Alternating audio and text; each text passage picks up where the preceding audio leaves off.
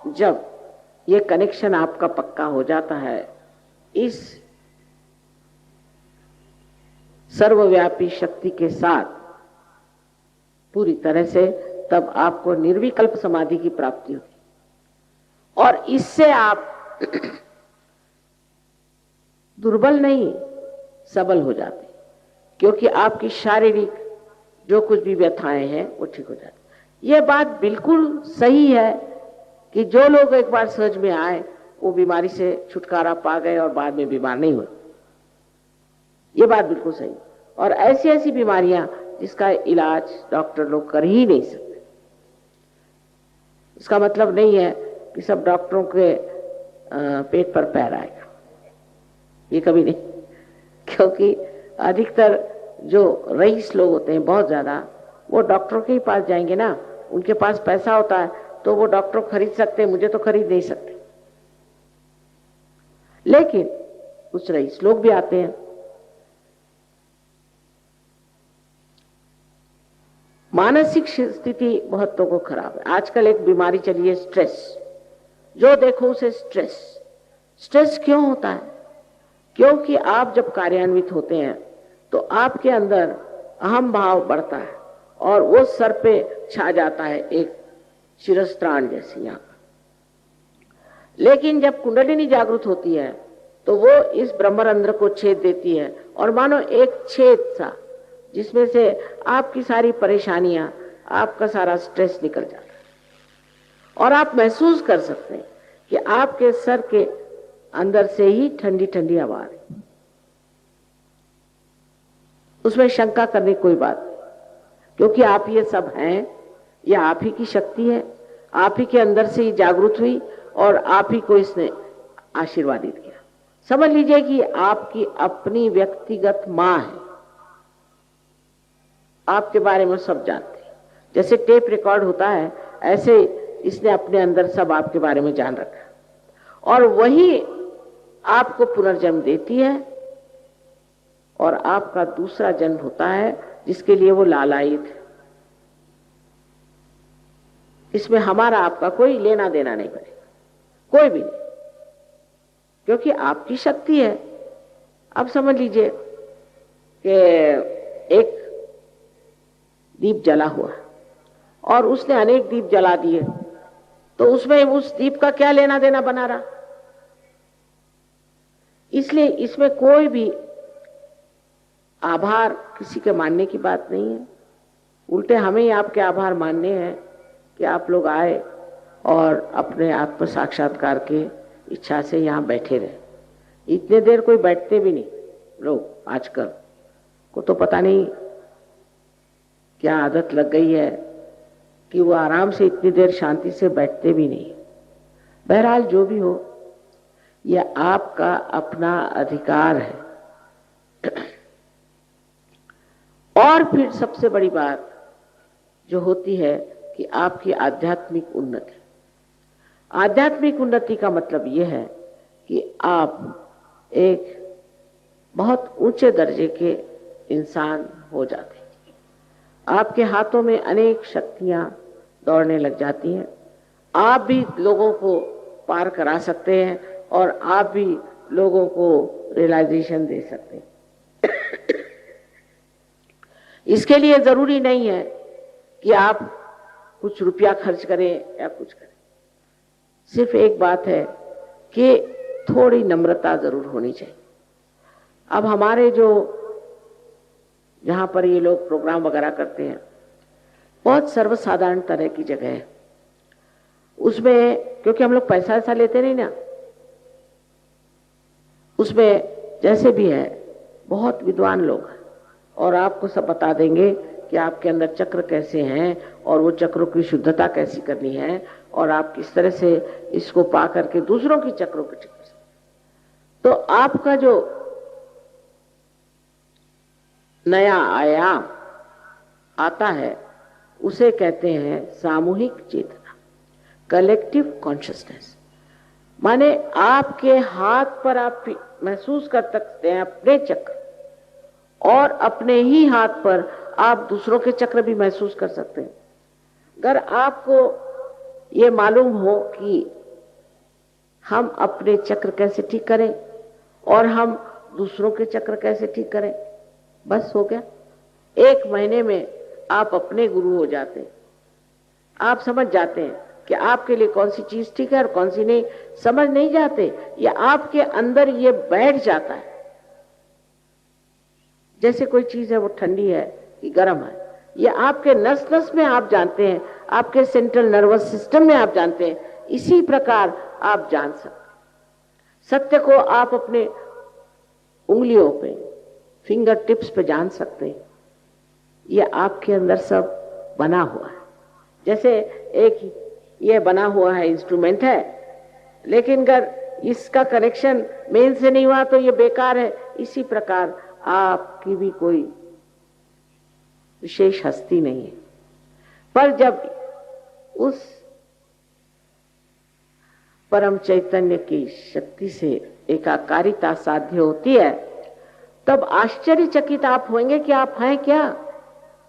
आपको अपने बारे में कुछ कल्पना ही नहीं है, और उस बार जो आपको एक चैन, शांति, यहां तक ऐसा आदमी बहुत कार्यशील हो जाता है, डायनामिक, और उसी वक्त वो बहुत ज्यादा भी प्रेमी, मोहब्बती, कंपैशनेट हो जाता है।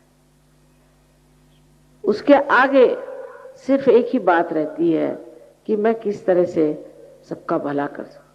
बड़ा आनंद।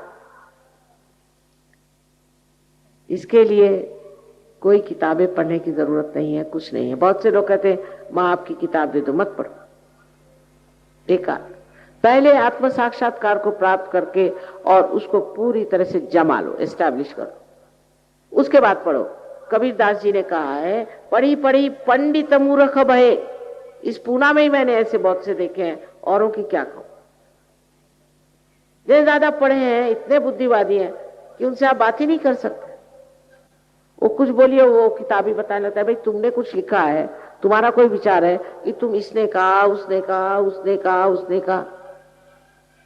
लेकिन जो चीज आपके भले के लिए, जो आपके हित के लिए है, बेनेवलेंस के लिए है, उसको, उससे क्यों मुंह मोड़ा जाए,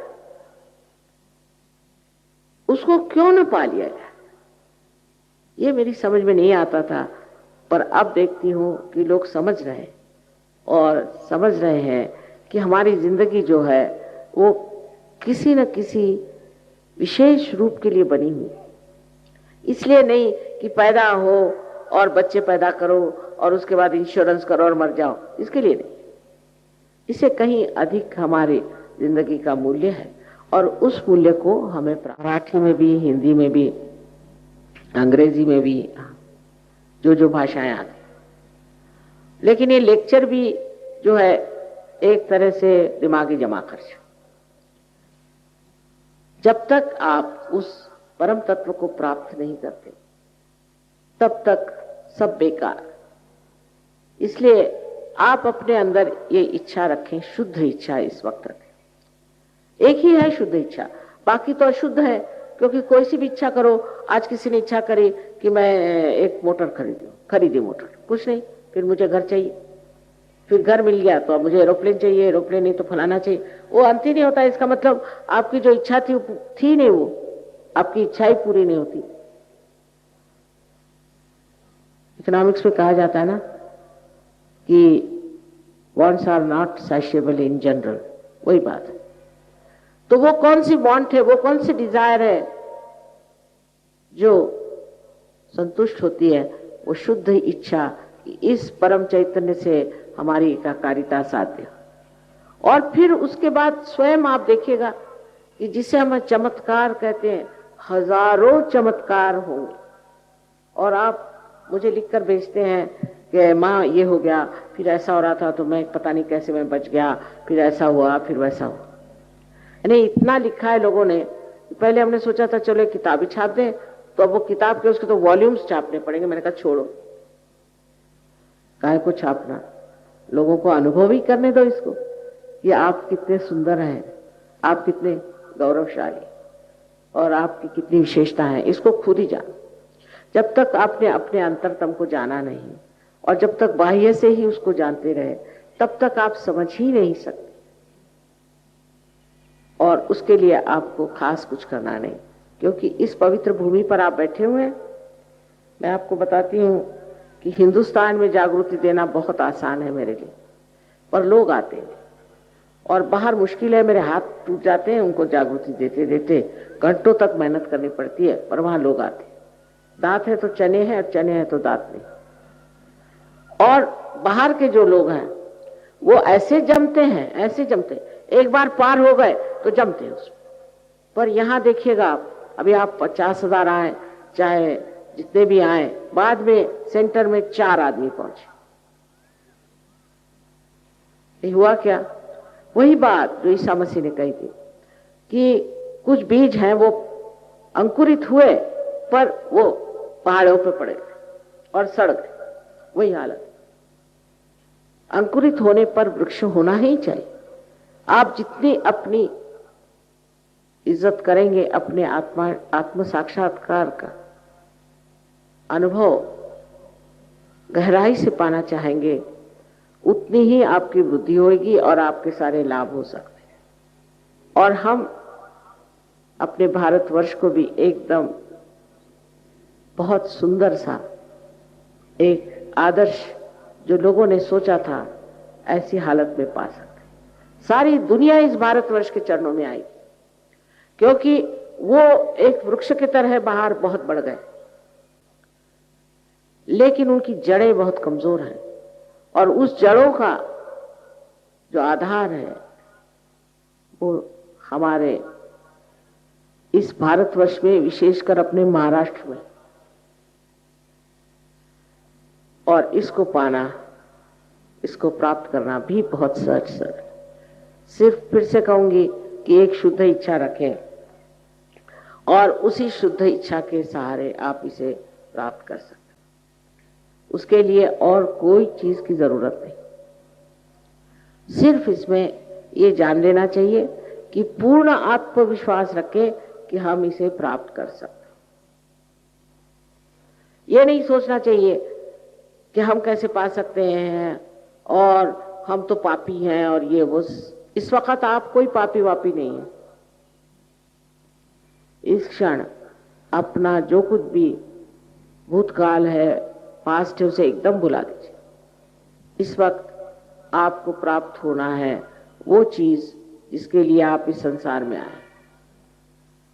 और ये सब धारणाएं दिमाग से निकाल, जो आपको समझाते हैं कि आप पापी हैं वगैरह, सोच लीजिए वही पापी होंगे। आपको अपने प्रति गौरव और आदर होना चाहिए। कुछ भी हो, कुछ भी किया हो, आपको पता होना चाहिए कि परम चैतन्य जो है ये